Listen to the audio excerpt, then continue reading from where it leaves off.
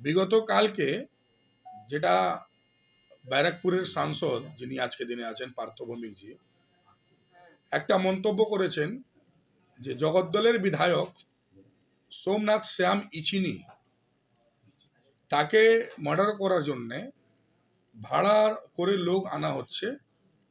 সেটা আনছেন কে? ব্যারাকপুরের প্রাক্তন সাংসদ অর্জুন সিংজির নাম উনি বলেছেন। আমরা ছোটবেলা থেকে একটা কথা শুনেছি কি যে কোনো মানুষ যে কাজ করে সেই কথাটাই তার মনের মধ্যে চলে। নিশ্চয়ই ব্যারাকপুরের সাংসদ পার্থ ভৌমিক এবং জগদ্দল বিধায়ক সোমনাথ শ্যাম ইচিনি এরা আগে মার্ডার করার চক্রান্ত করেছিল, তাই তাদের মনে মার্ডার করার কথা আসছে। সেই দুজনই মিলে আমার মার্ডার করার চক্রান্ত করেছিল 28 অগস্টে, যেটা ভগবানের ঈশ্বরের আশীর্বাদে আমি বেঁচে যাই। তাই জন্য সে কথাটা ওনারা এখন বলছেন। যেহেতু সোমনাথ শ্যাম ইচিনি আজকে দিনে চাপে আছে, সে বুঝতে পেরেছে সাধারণ মানুষের কোনো সমর্থন তার সঙ্গে নেই। আজকে দিনে পৌরসভা থেকে নিয়ে ট্রেড ইউনিয়ন সব জায়গায় শুধু বদনামি হচ্ছে। দল পার্টি ওর সঙ্গে নয়, দল পার্টি ওকে সাথ দেওয়ার জন্য এখন হাত তুলে নিচ্ছে। মেবি আগামী দিন আমার মামলায় জেলে যেতে হবে।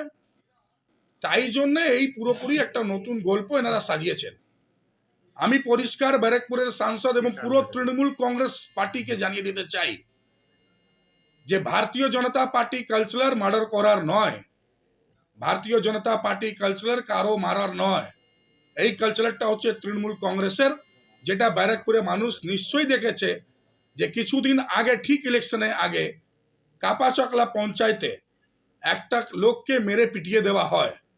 আপনারা দেখেছেন মহাল্লাতে নেহাটিতে তৃণমূল কংগ্রেসের নিজের তৃণাঙ্কুর ভট্টাচার্য তৃণমূল ছাত্র পরিষদের সভাপতির খুব ঘনিষ্ঠ লোক, ওখানকার ট্রেড ইউনিয়নের নেতা বিষ্ণু অধিকারীর সঙ্গে থাকার অজয় প্রসাদকে পিটিয়ে মেরে দেয়। আপনারা দেখলেন কি ওয়ার্ড প্রেসিডেন্ট 12 নম্বর ওয়ার্ডে ভাটপাড়ার অশোক সাউকে তারা মার্ডার করে সে করার লোককে নিজের মনোজ পান্ডের ভাগনা রাজ পান্ডে এবং সমস্ত তার দুষ্কৃতীরা।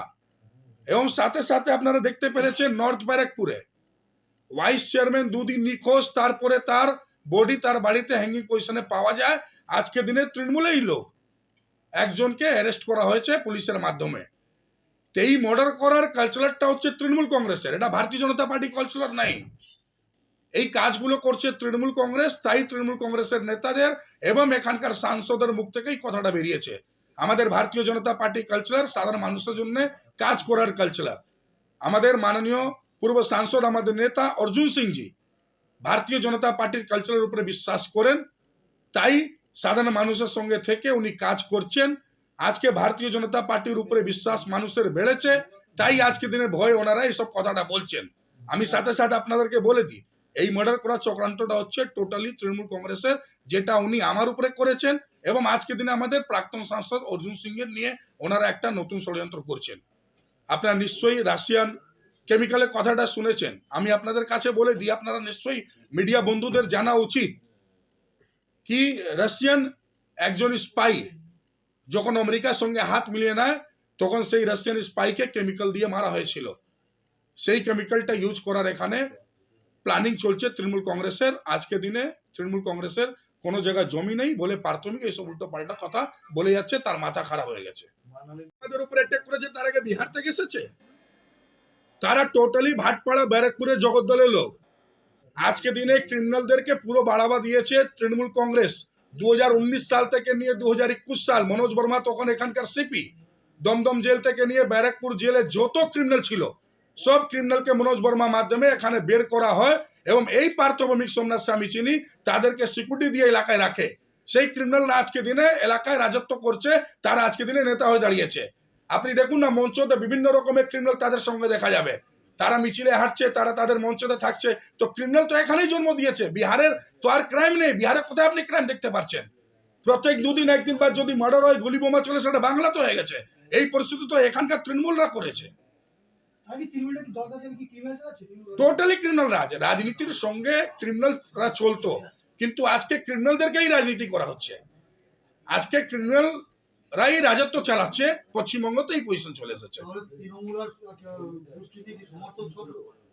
টোটালি তৃণমূল কংগ্রেসের পুলিশ এবং ক্রিমিনাল সব এক হয়ে গেছে। আপনার বেলডাঙ্গা দেখুন না কি হচ্ছে, বেলডাঙ্গার পরিস্থিতি দেখুন। আজকে দিনে সনাতন হিন্দুদের ভাইদের বাড়ির সামনে নোটিশ লাগিয়ে দেওয়া হয়েছে যে যদি তুমি বাড়ি থেকে বেরো তোমাকে মেরে দেওয়া হবে। তাহলে পুলিশ ছাড়া, ক্রিমিনাল ছাড়া, সরকার ছাড়া এটা কি পসিবল? আমরা নিশ্চয়ই আজকে দিনে পশ্চিমবঙ্গতে যে জায়গায় থাকছি সেই জায়গাটা হয়ে গেছে তালিবানি শাসন। এই তালিবানি শাসনকে এগিয়ে নিয়ে চলেছে তৃণমূল কংগ্রেস, তার সুপ্রিমো মাননীয় মমতা বন্দ্যোপাধ্যায়, অভিষেক ব্যানার্জি এবং প্রাথমিক রকমের লিডাররা। তারা চাইছে যে একটা নতুন বাংলাদেশ তৈরি করি, সেই চক্রান্ত এরা করছে। পুরো তালিবানি শাসনের রকমে নতুন বাংলাদেশ করার চক্রান্ত চলছে।